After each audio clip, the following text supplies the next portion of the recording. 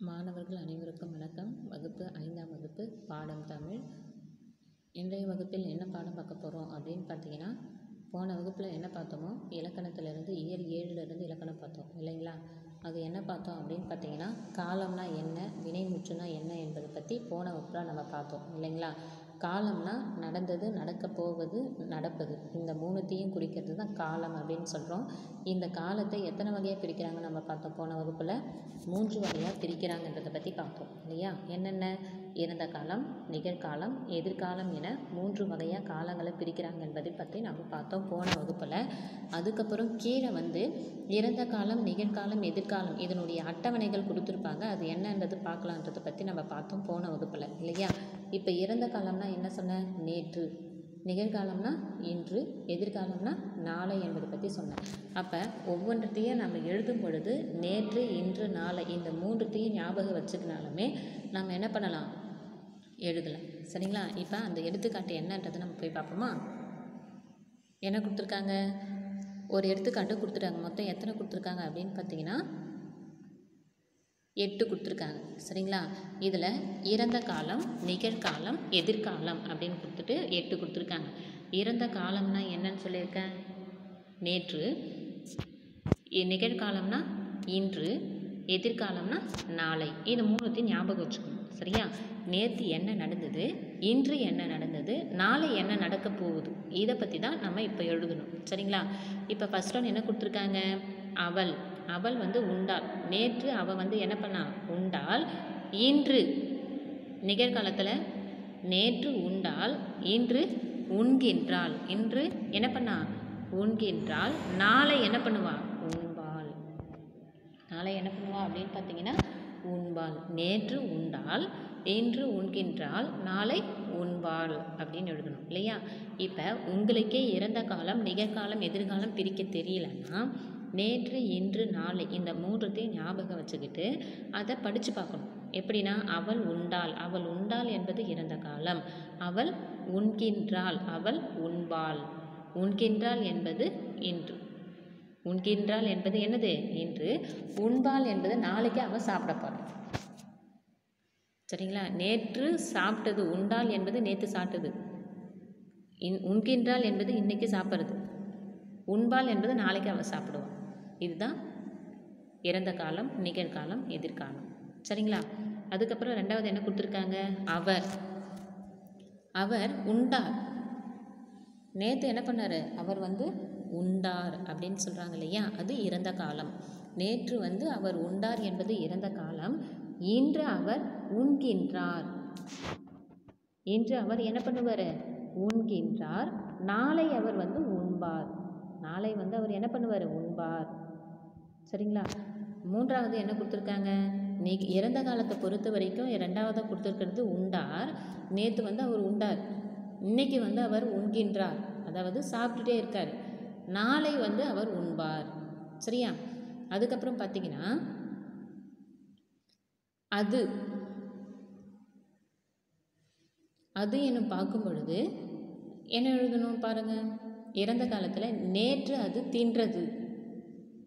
நேற்று அது என்ன பண்ணுச்சு? சாப்பிட்டதுன்னு சொல்கிறோம் இல்லையா? அது தின்றது. இன்று தின்கின்றது. நாளை தின்னும். நாளை இன்னைக்கு என்ன நடந்தது, நேற்று என்ன நடந்தது, நாளை என்ன நடக்க போவது.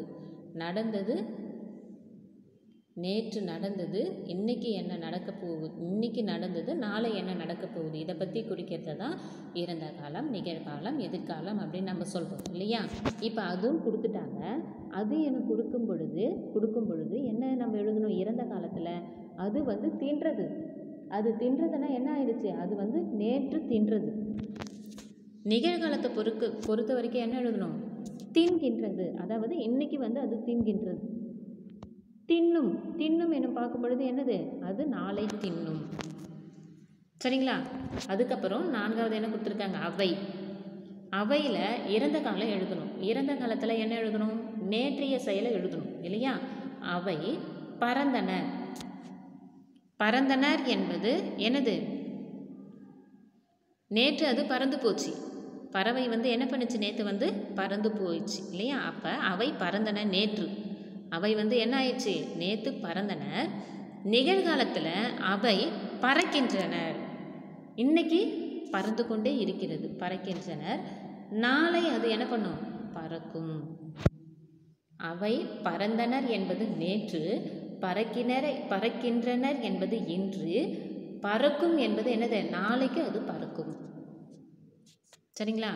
அதுக்கப்புறம் என்ன கொடுத்துருக்காங்க, ஐந்தாவதா நான் சென்றேன். நான் வந்து என்ன பண்ணேன், நேற்று சென்றேன். சென்றேன் என்பது என்னது, இறந்த காலம். நான் நேற்று சென்றேன் என்பது இறந்த காலம். நான் இன்று செல்கிறேன். செல்கிறேன் என்பது என்னது, நிகழ்காலம். நான் நாளை செல்வோம் என்பது என்னது, எதிர்காலம். செல்வோம் என்பது எதிர்காலம். சரிங்களா? நான் நேற்று சென்றேன் என்பது என்ன காலம், இறந்த காலம். நான் இன்று செல்கிறேன் என்பது நிகழ்காலம்.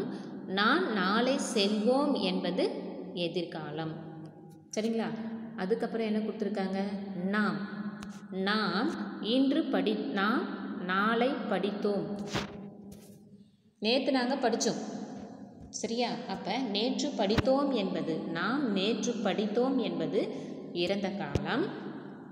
நாம் இன்று படிக்கிறோம் என்பது என்னது, நிகழ்காலம். நாம் நாளை படிப்போம் என்பது என்னது, எதிர்காலம். சரிங்களா? நேற்று நடந்த செயல், இன்று நடந்த செயல், நாளை நடக்கப் போகின்ற செயலை பற்றி குறிக்கிறது தான் நிகழ்காலம், எதிர்காலம், இறந்த காலம் அப்படின்னு சொல்கிறது. சரியா? அதுக்கப்புறம் நீ நேற்று போனாய். நீ என்ன பண்ண, நேற்று போன, அது இறந்த காலம். நீ இன்று போகிறாய். நீ என்ன பண்ணுற, இன்று போகிறாய். நேற்று போனாய் என்பது இறந்த காலம், இன்று போகிறாய் என்பது நிகழ்காலம். நாளை போவாய் என்பது என்னது, எதிர்காலம் அப்படின்னு சொல்கிறாங்க. சரிங்களா? அதுக்கப்புறம் நீங்கள் எனும் பார்க்கும் பொழுது என்ன கொடுத்துருக்காங்க அப்படின்னு பார்த்தீங்கன்னா, நேற்று நீங்கள் சொன்னீர்கள். நேற்று என்ன பண்ணீங்க, நீங்கள் சொன்னீர்கள் என்பது அது இறந்த காலம். இன்று நீங்கள் சொல்கின்றீர்கள்.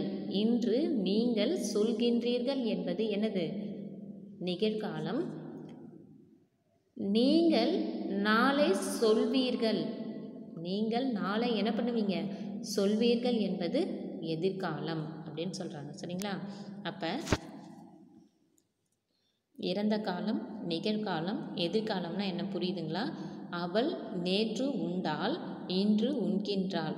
நேற்று உண்டாள் என்பது இறந்த காலம், இன்று உண்கிறாள் என்பது நிகழ்காலம், நாளை உண்பாள் என்பது எதிர்காலம். சரிங்களா? 2, அவர் நேற்று உண்டார் என்பது என்னது, இறந்த காலம். இன்று உண்கின்றார் என்பது நிகழ்காலம், நாளை உண்பார் என்பது எதிர்காலம்.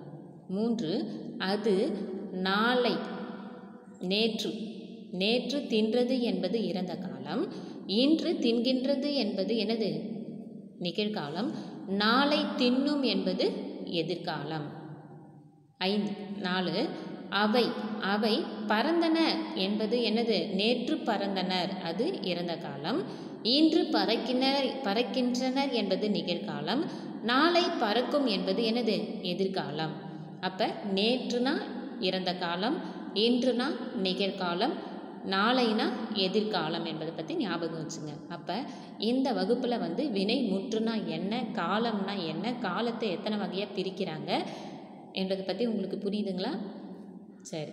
அப்போ காலம் வந்து 3 வகையாக பிரிக்கிறாங்க. இறந்த காலம், நிகழ்காலம், எதிர்காலம். நேற்று, இன்று, நாளை 3த்துக்கும் ஞாபகம் வச்சுக்கணும். சரிங்களா? இது 3 ஞாபகம் வச்சுருந்தாலுமே ஒரு எடுத்துக்காட்டு கொடுக்கும் பொழுது இது 3த்தையும் ஞாபகம் வச்சு எழுதலாம். சரிங்களா? இப்போ காலம்னா என்ன, வினைமுற்றுனா என்ன என்பதை பற்றி புரியுதுங்களா? புரியும் இல்லையா?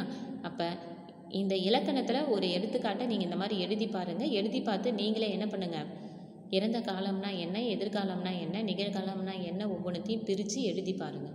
எந்த அளவுக்கு எழுதி பார்க்குறீங்களோ அந்த அளவுக்கு நமக்கு என்ன ஆகும், எக்ஸாமில் கொடுத்தா கூட எழுதுறதுக்கு ஈஸியாக இருக்கும். சரிங்களா? நன்றிப்பா.